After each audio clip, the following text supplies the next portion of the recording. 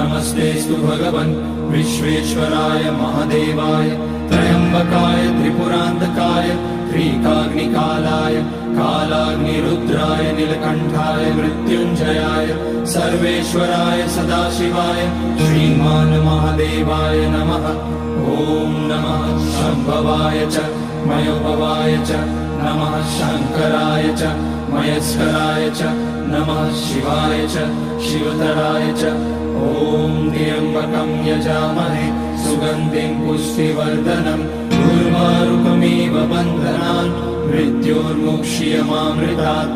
नागेन्द्रहाराय त्रिलोचनाय भस्माकराय महेश्वराय नित्याय शुद्धाय दिगम्बराय तस्मै नकाराय नमः शिवाय।